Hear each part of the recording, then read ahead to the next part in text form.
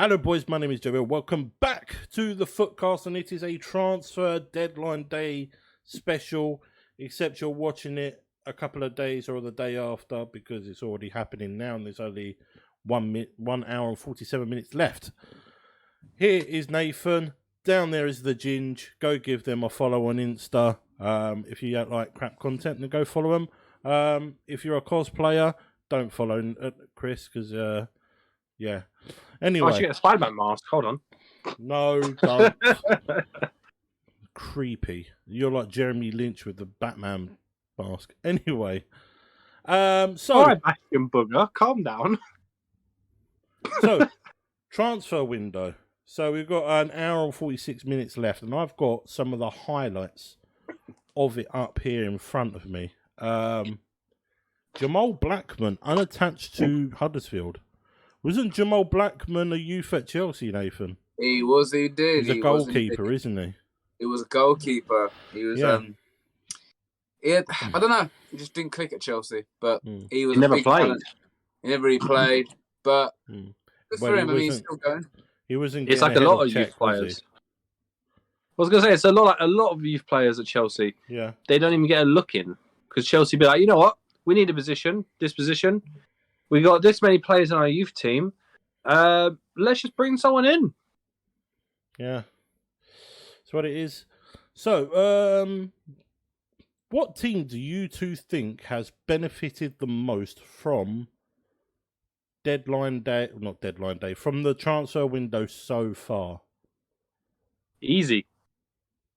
Who? Aston Villa. Yeah, that's a good shout. I mean, look at them. Like the fact is that they're linked to Luis Suarez as well. Yeah. I mean, I know that's not happening, but the fact is that a couple of years ago, if you got told Villa are linked to Luis Suarez, you're thinking, "Oh, he's a nobody now. He's at the end of his career. He just wants a payday." But no, he's still got it. And the fact that Coutinho's there, if they got Suarez, then fuck me. Excuse my language, but mate, that'd be quite a good team. Just need to tighten up the defence and tighten up the midfield a little bit more. And you got Luis Suarez up front. You've got a good chance for Europe. Yeah. It just goes to show that how much of a pull a big name can be, like Steven Gerrard. You know, I'm hoping the same would go for Patrick Vieira, and I think it has low key because otherwise we wouldn't have been linked with Van der Beek. Twat. You leave my boy alone. That ultimately went to Everton. Nathan, who do you think has benefited the most from this transfer? I'd say fucking Chelsea, innit? I'd have to say, we haven't signed anyone, but I wouldn't say. I'd have to say Villa. To be fair, I mean, you got someone like Gerrard who done a terrific job at Rangers. I wouldn't say terrific. It was a 2-horse race, and then he won the league. Yeah, but to be fair, compared to where Rangers were when they went down, they went to the lowest division, come all the way up. Gerrard, he done not a terrific job because the Scottish league. No offense to Scottish people, but it's not exactly a hard league. It's not Scottish people. It's the fact that Scottish clubs are dog shite. Because excuse my language again, but bear in mind, a lot of those teams would be mid-table teams in League One. Yeah, Rangers and Celtic would be mid to bottom half a table championship. Yeah, I mean, to be fair, that's true. But to be fair to Steven Gerrard, done a good job at Rangers. He's come into Villa. He's halfway through the season, doing a terrific job. I mean, got some decent signings. Sold a player as well. I think he sold a few players out, didn't he? Yeah, I think Matt Targett might be going to Newcastle on loan. But he was it Matt Targett? No, Matty Cash was linked with Atletico Madrid for 40 million. That'd be a good move for him. Cause, it would be. I mean, to be fair, all they need to do is pay the cash. Yeah. And for me, he's a good player. He's a good player. But pay the cash.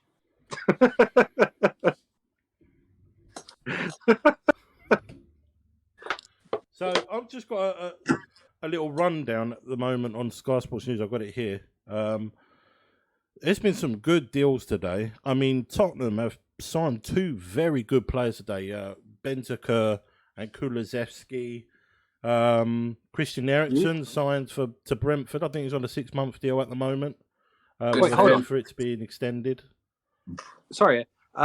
Didn't the Irish guy say if Christian Eriksen signs on Monday morning, he's going to do something? The Irish guy? Yeah, the guy on HITC Sport. He literally said if Christian Eriksen joins, he's going to eat dinner off the toilet seat. Oh, well, he's eating dinner off the toilet seat then, isn't he? Whoever's watching this, clip this and tag him in it. Time to pay up. Just send me the links and I'll do it when I'm editing. But I think low key, as well as Aston Villa during this transfer window, it's looking like I'm going to throw 2 more teams in there. Right, I'm not going to go with Newcastle because but I'm thinking Everton and Burnley. Burnley need the quality that they've signed to get out of that bottom 3, and I think they've done it well. But the bottom 3 is a bit skewed at the moment because Burnley have got like 20 games in hand at the moment. It's about 4, isn't it? So they're on 18 points while people above them are on what? 24? Yeah, 24? roughly. Roughly it's about very that, tight. Yeah. It's very tight at the bottom, especially now that Norwich are out of the top 3. Yeah, and I can see Newcastle probably getting away from that. I mean, even without these signings, they've been playing all right lately. They just need to beat the people that are around them. Nobody's going to expect them to beat Man United, Man City, Arsenal, Chelsea, or any of them teams, right? But they need to be beating Burnley, Southampton, Watford, Norwich. Not Palace because we're massive. But, can I just say, as a Palace fan, right, I'm low-key disappointed that Donny van der Beek did not come to Palace. But, as a Palace fan, if you told me this time last year that we'd be in with a sniff of signing someone that helped Ajax to the Champions League semi-final and was pretty much near his prime, I'd have had your hand off. I think it's a testament to Patrick Vieira's just like Steven Gerrard, that we were even in with a chance in the first place. So it shows that Palace are moving on ahead. Brighton have sold Dan Burn, have they? Yeah, to Newcastle for 13 million. They've just signed a forward from... that's gone now. But they've just signed another striker. But Dan Burn for them will probably be a huge loss. He's a good player, As much as I hate to admit it, but any good player away from Brighton is a good thing, right? And a good player not going to Palace is another good thing. Well, it looks like we're gonna sign permanently Jean-Philippe Mateta. He was only meant to be there on an 18-month loan, as you know, and he's had quite the effect on the fans. I think he's a good player. But yeah, the guy that Brighton signed is called Denis Undav. So he must be, I think he's Bulgarian or something. Arsenal have signed Ustan Trusty. Undisclosed, starts on July the 17th. Kulusevski and Rodrigo Bentancur. Man City have actually signed a striker. Have you seen that? Julian Alvarez from River Plate. Apparently he's a very good player out in South America. But as you know, it's going to take a lot for him to be it's a gamble to acclimatise to the Premier League because it's so intense. So he'll have to be, eased in, I think. One question I got asked though.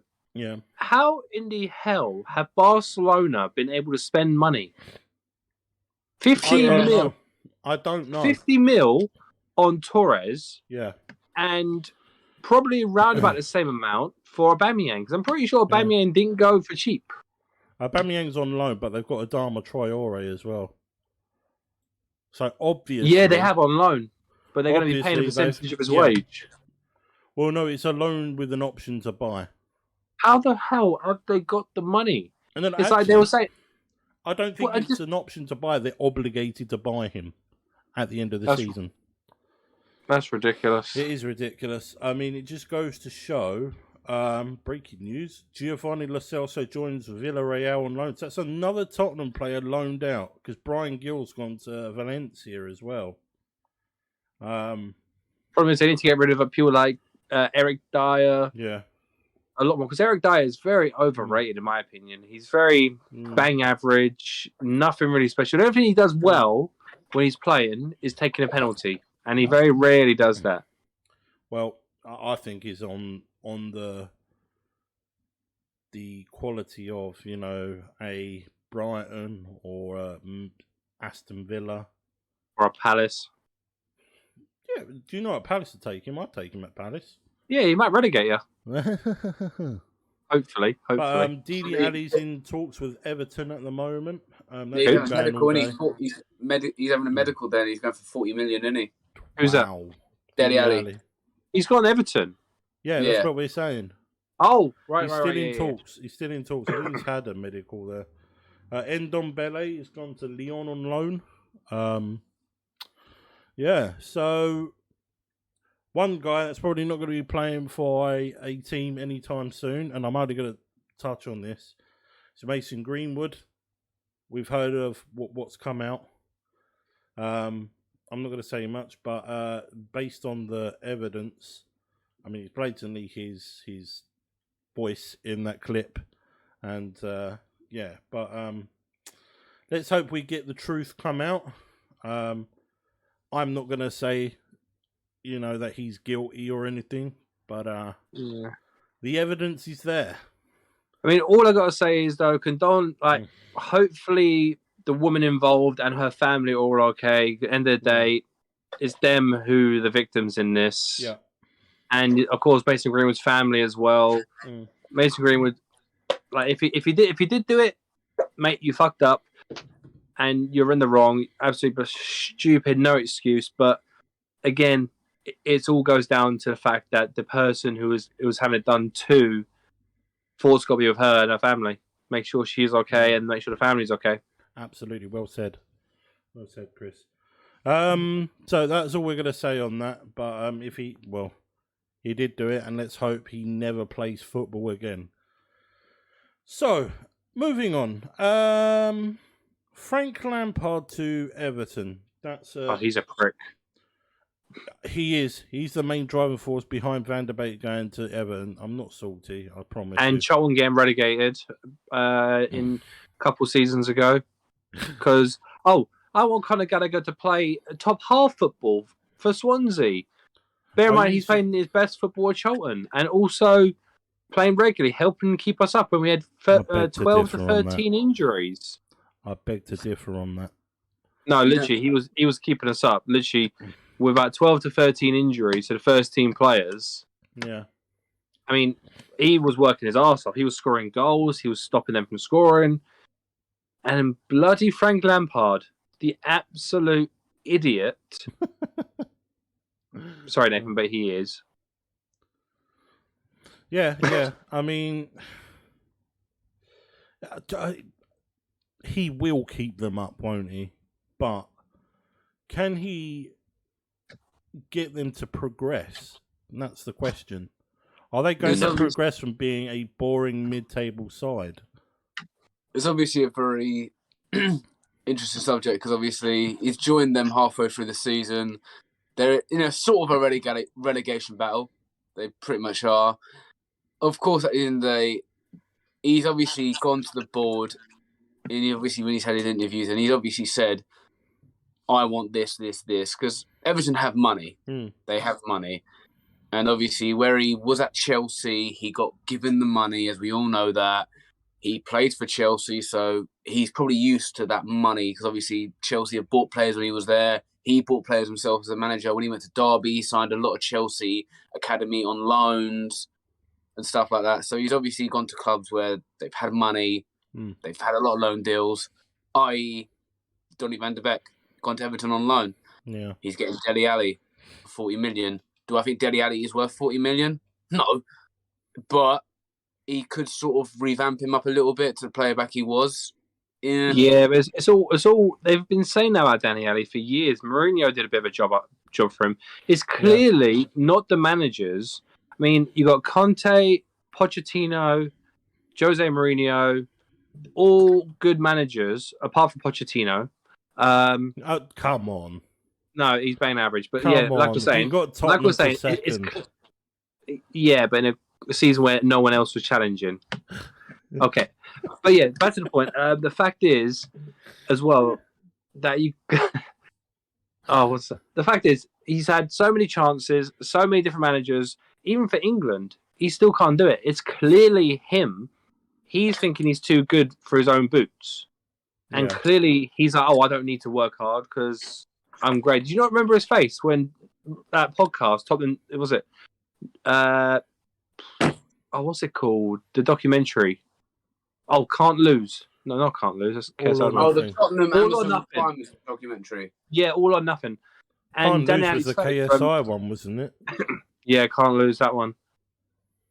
But yeah, so Dele Alli's face when Mourinho basically told him straight, he was like, oh, okay, didn't expect to hear that. Then he played well. Then he went back to his old stuff like, cool.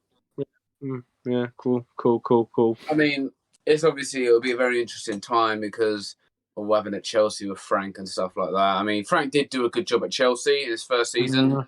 Got them fourth place, considering the circumstances. Got them to an FA Cup final in his first season. Still lost. I mean, considering what did Solskjaer do in his first couple of seasons? Got them to a final and lost. Got us into the Champions League. Back into the Champions League spots. Got Man United to third. Sorry, what European Cup did Frank Lampard get you to the final of? He didn't have a chance, really, did he? And to be honest, did you get to the final? But did you win the Europa League final? Didn't you lose the Europa League final? No, we've won. Oh, no, you won it. Yeah, I remember that one. Oh, Chris. I walked into that one. Take the L. But to be fair, at the end of the day, in all honesty, like with Frank Lampard and talking about Man United, obviously Solskjaer will get another job. Yeah. I don't know if he'll be in the Premier League, but don't know. But obviously with Lampard, he's got a 24-month contract. It's just going to be one of them situations. Just wait and see. Yeah. I don't think he's going to do much there because bear in mind, he's not going to have the luxury of being like, oh, I want this Chelsea player to help me. I want this Chelsea player to help me. I want this guy. He's going to have to be like, you know what, I need to sort of... Because to be fair, getting Van der Beek is a good one because he's got something to prove. Dele Alli doesn't give a shit. I mean if you get him playing... Dele Alli has something to prove then, doesn't he?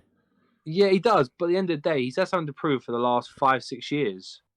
And he's exactly like Fred. In a way, Fred has 5 good games, 20 shite ones. And Dele Alli just looks like he just doesn't care. He walks around the pitch like, I don't really want to be here, but I'm just here because I'm getting paid. Yeah. Like, he played his best football. Like, for example, when Mourinho first came in, played great. Then he was just like, drifted off. And he was like, nah, I'm done. So, I don't know. And the fact as well, I don't know. With Everton, Leopards don't change their spots. If they don't like Frank, they will do what they did to Rafa Benitez. I mean, under Rafa, there was something that went on there, wasn't there? He had fallen out, but at the end of the day, the players turned on him like that. Bet you any money, Everton's next game, they're going to play 100 times better. You'll be thinking, wow, where does this team come from? Absolutely. 100%. As I said, it's the same thing in Manchester United. Leopards don't change their spots. I suppose. Sorry, what have I done here? There we are. So, I mean, Dele Alli, he's a fantastic player, isn't he? You can't deny that. He's a good player. On his day, I'd say he's average. Yeah. I wouldn't say he's average at all. But Nathan agrees. He's not as good as people first thought he was. He's like, you get them youth players that come through in teams, they dazzle for a bit during the season, and everyone holds them. Yeah, everyone holds them to that standard, and then they just fall, right? But people still think they can play to that standard just because they've done it, 3-4 games in a row. I mean, and Januzaj, perfect example. Yeah, I mean, he's playing decent level now, but it just shows like as soon as he got a bit big-headed, his career went. I mean, Dele Alli hasn't been the same since the 2018 World Cup, and he had a good World Cup. No, he didn't have a good World Cup. He was average. I think he had a good World Cup. He barely played, and when he did, he was shocking. England played better when he was on the bench. I thought he played all right in the World Cup. Did he even play much? He did. He scored a goal against Sweden to get us to the semi-finals. Yeah. Well, but to be fair, he wasn't impressive, though, to be honest. I thought he was all right. I thought he had a good World Cup. I'd rather have James Milner play that role, and that's saying something. Wow. But we'll just have to wait and see with Frank and that. We'll just have to wait and see. Yeah. So it's just been confirmed that Aaron Ramsey's gone to Rangers on loan. What do you think about that? He should never have left Arsenal in the first place. Oh, I'm going to get my big move to Serie A and play for Juventus and be a star at Juventus because I'm a great player. But turns out I'm absolutely shite and I've got to go to the Scottish League because I'm no good. He should have just stayed at Arsenal. He was actually on form at Arsenal as well. Yeah. He was doing okay, but he was doing okay. Well, he was doing good in a team that was failing. Yeah. And to be fair, he was never the player he was when he broke his leg. No, even after that, he played well. But at the end of the day, you can be a good player, but if you've not got a good team around you, you're going to stand out as a good player in a sinking ship. Yeah. Fair enough. I mean, Aaron Ramsey at Arsenal had the same problems as Jack Wilshere. Bags of potential, could outplay anyone on his day, but he was always injured. Yeah, always injured. So I think towards the end of his Arsenal career, he was on the bench an awful lot, and then when he was coming off of the bench, he was quality.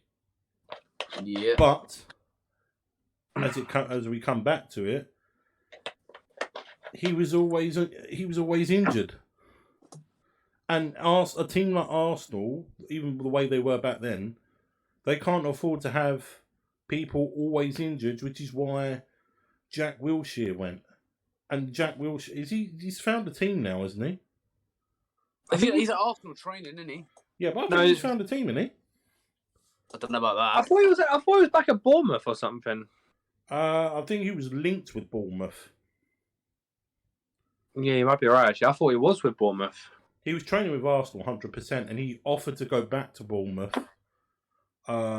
He even offered himself to Arsenal. He said on TalkSport, they don't have to sign me as a player. I'll come in as a coach.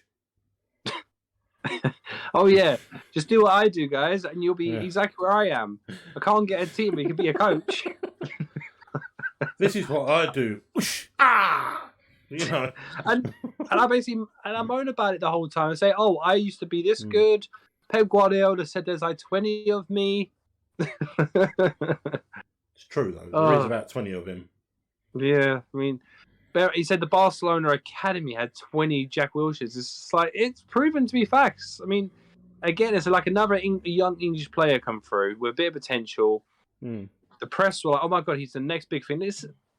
It could be the same thing with Phil Foden, but Foden, I think, is good when he's got a good team around him. But it's like he proved in the World Cup, no, in the Euro, sorry. He's not the man to lead the line. Oh, no, absolutely not. Oh, no, he's not. 100% he's not. Yeah, it's the same thing with Jack Wilshere, because he was never the guy to lead the line, which everyone was expecting him to be. Yeah. So that's the issue. When you put pressure on someone to be like that, when they're not that sort of player, they're automatically going to fail. Yeah. I mean, it's quite awkward because in a way, Pep Guardiola isn't wrong. There is 20 of Jack Wilshere and Aaron Ramsey in that at Barcelona. But, it is what it is, right? But moving on, a subject. Let me just conclude this little part. Just in two answers, guys. How do you think Frank Lampard will do? How do you think Ramsey will do? Really? For me, Lampard. I knew you were going to be sort of biased to Frank. And Ramsey. Yeah. Jesus, are you in charge of the Romans, like the gladiators? Like, What about you, Jason? What about you? I think Frank Lampard will get them to mid-table, and then it will go wrong next season, and he'll be out of a job by Christmas. I'm giving it a year. So, moving on. One thing I want to speak about tonight, whatever it is, whenever you're watching it, it's 6 o'clock somewhere, right? Is now this isn't coming from a place of saltiness or it was a Palace game that sparked my thinking of this, and that is VAR. If I could just give an opinion at first, and then I'll get your thoughts on it. I think VAR in this country, the best league in the world, is a fucking embarrassment. I'm going to put a bleep there. Might not, might do. Nah, leave it. It's got to be said. The Palace and Liverpool game a couple of weeks ago was an embarrassment. Kevin Friend should not referee in the Premier League after that. It is a bit strong, I know. Well, would you blame Kevin Friend or the ones talking in his ear? Kevin Friend. I was going to say, because it's... Bear in mind... Kevin Friend for the penalty. Kevin Friend for the penalty. Firmino being about a truck's width offside, he wouldn't have seen that. VAR did. They checked the goal and they didn't point it out. Oh, he wasn't playing the ball. But, as we've seen in the past and this season, when it's floated over somebody's head and somebody's scored, I think this happened to Man U, right? It's been cited as that person's offside. Interfering with play. Yeah, interfering with play. And he was, because he was running through the defender. He's dragging a defender out of play. Bear in mind, you have someone marking someone. For example, if Nathan stood here and I'm stood there and Nathan's offside, I'm going to try drop to make sure he doesn't get the ball. Yeah. So it's interfering with play, even though, for example, Jay, if you're like, oh, this is going to be amazing. If you're running past, sorry. But yeah, if you're running past, you're not offside, but the guy taking the defender out of play, both challenging for the ball, he's still offside. I mean, even if you're not touching each other, but the guy that's not involved with the ball is running one way and that drags the defender out of play, I think that's still offside. It's still interfering. Yeah, I mean... And I mean, the penalty was a disgrace. Kevin Friend went, no, that's not a penalty. But somebody's in his ear going, oh, do you not think that's a penalty? So he's gone over to look at it.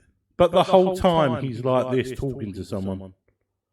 Yeah, well, I think in that case, then you got to blame the people who are in charge, like whoever was watching the monitors. I think what the problem is with the Premier League, and the problem is with football, in the NFL and all that sort of stuff, you could hear what's being said.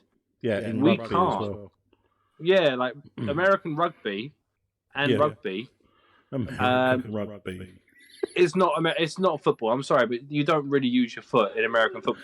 American rugby. It's called football. Football. You don't pick up the ball and run with a football. It's American rugby from now on. Get that trending. But yeah, the fact is, I mean, VAR is a great thing. Yeah. But we can't seem to get anything right. Yeah. I mean, just look at the championship last night. Derby technically would have scored 3 goals against Birmingham last night. Yeah. One on the line, his hand was like this, boom, over the crossbar, not even giving us a pen, and it's just saying like that would have been a red card and a penalty. Yeah. So the fact that wasn't, and again, how many Championship, League 1, League 2 games would benefit massively from VAR? But the problem is, though, we can't even get it right in the Premier League. Yeah. I mean, we saw over the summer in the Euros how well it can be utilised, how quick people can come to decisions using VAR. Okay, there was 1 or 2 slip-ups, you know. It's not going to be perfect every time. But it's in other areas like the Champions League, the Euros, even in the other major leagues in Europe, it is light years ahead of supposedly the best league in the world. There is no excuse for some of the shenanigans and the crap that has gone on in the Premier League. And it's, you know, I mean, I feel very passionate about this subject because, you know, there have been decisions for Palace, for England, which I thought that's not the right decision. And it's there. And still celebrated. Yeah, I did celebrate. But then again, you know, it's there to aid the refs. It's not there to override them. I mean, in the African Cup of Nations, a referee came under fire because he defied VAR. He went his own way and went, I'm not even going to listen to you. That's not a penalty or that's a goal or whatever it was. But it's... how can I put it? It's just a shambles. And I think Jeff Winter, who heads it up, needs to go. What it needs, there are 2 ways to remedy this. You put former players in charge of VAR. Do you mean former refs? No, former players. Players? Right? Yeah. So you get, like, I don't know. Yeah, there is former refs, though. There's Mike Riley. Not many. There's like one. There's Mike Riley, Jeff Winter, Mark Clattenburg. Correct me if I'm wrong. I know Mike Riley's involved. What's that? Who's that referee who's usually on Sky Sports? Not Howard Webb. I know that. No. Oh, I forgot his name. But I know he's always slagging it off, isn't he? Yeah. So, for example, him, Howard Webb.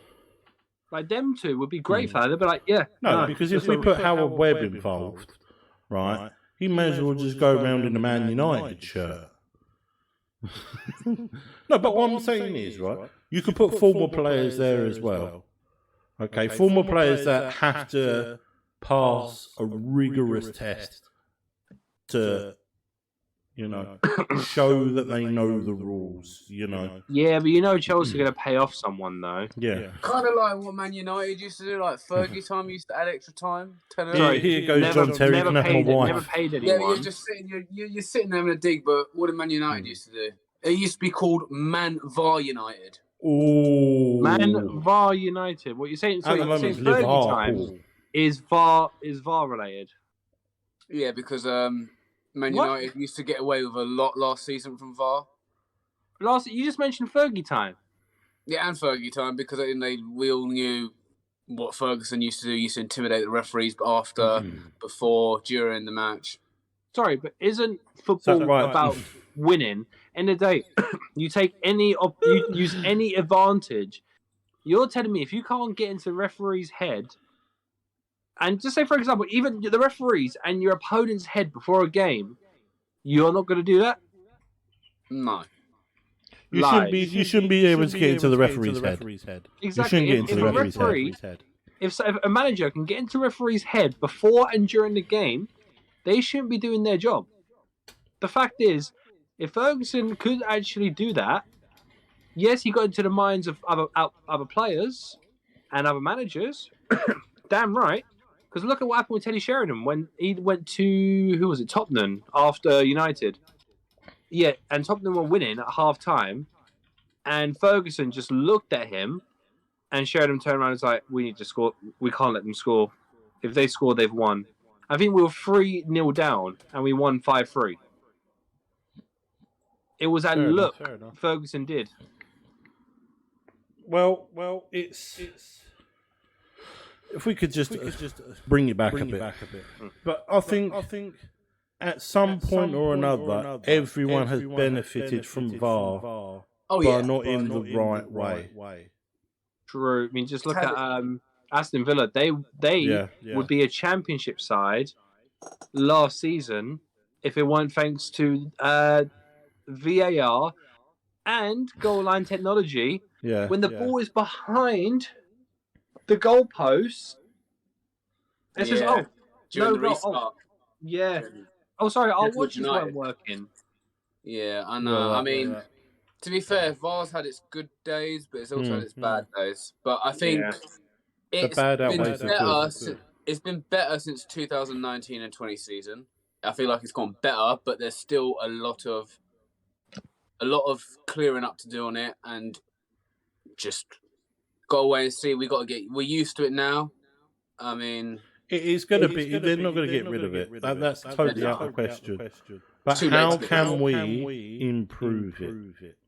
You know, I think the offside rule's gotten a bit more leaner now, isn't it? The offside rule. Yeah. I mean, no, it's more the handball rule that's more leaner. It's the offside rule and the soft tackles. Oh yeah. Breaking news. Crystal Palace have officially signed Jean-Philippe Mateta. So, carry on. But yeah, I think obviously there's certain things that they did, like with VAR. It was the Chelsea-Liverpool game where Rudiger was running forward to get the ball, and then Kovacic scored that amazing goal, and they were claiming that Rudiger was in the keeper's way, and VAR looked at it. It was like, not really, mate, because he was going towards. I think when they, I know, it's a rule. Like if you're blocking the goalkeeper, VAR will look at that. But if a player's running towards the ball, he's not really in the keeper's way. So there's certain things like that VAR need to look at. I mean, to be fair, then you could literally say every single player on the pitch is in the keeper's way. I mean, good teammates are on the way, and obviously, the Harry Kane goal against Chelsea should have stood. That was no. Harry Kane should be suspended for months. That was a physical assault. that should have been a goal. But I'm talking about the Carabao Cup goal where his foot was offside. No, I mean, I'm talking about the Chelsea game recently. Harry Kane should be locked up in prison for that assault. No, that was a goal. Did you not see? He tried to butcher the back of Thiago Silva's head. I think that was the goal should have stood. No, he tried to bottle Thiago Silva. No, he didn't. Yes, he did. Thiago Silva went down like he's been whacked in the head with a bottle. Yeah. Anyway. To be fair, that was a foul. Because I think that was a goal. I thought that was a goal. You're saying Chelsea should have conceded a goal. Are you feeling all right, mate? I actually think that was a goal. It was just it looked like he just pushed him to get him out the way. Yeah. Again, you can't push. I know. But Thiago Silva's so experienced and he's been in the game for long. He knows how to play the system. But even if he didn't go down, the fact is he got pushed. Would have been a foul. Thiago Silva made the most of it, which fair play to him. Was smart. Yeah, he did. If he stood up, if he held his balance, that would have been a goal. No, because it's still the push. Because bear in mind, if I'm like attacking and you push me in the back, no matter if you're attacking or defending, it's a foul. Because if you put your arm out like this and push someone, that's against the rules. I thought it should have counted. So you'd have been happy if Chelsea lost that game 1-0. Well, no, obviously not. But I'm saying, for example, if that was 1-0 to Spurs and that goal stood, you would be in a completely different mood right now. You'd be like saying, "Yeah, blatant foul. Why didn't the referee give it? VAR is shocking." But the fact that Chelsea won comfortably is the reason why you're like, "Yeah, that should have been a goal." But I do think if Chelsea would have lost that game because of that goal, you would be fuming at VAR. Who knows? You do. Well, I can see that smile on your face. You know I'm right. I think the only way for people to understand how VAR comes to its decisions or the referees during the game, when they're interviewing the players after, maybe if they have a referee, the referee of the game come out and say, or even write on Twitter or a blog or to Sky Sports or something like that. Why don't they have them come out and say, "This is why I came to this decision. This happened. I thought this. I consulted VAR. VAR said this. I then came to this conclusion." If they did that, I don't think at all that there would be most of the grumbling and the abuse towards the refs and VAR. True. That would be one way to improve it. As I said, they're not going to get rid of it, are they? No. So it's here to stay. It can be absolutely be used to help games, to help the referees. Yeah. So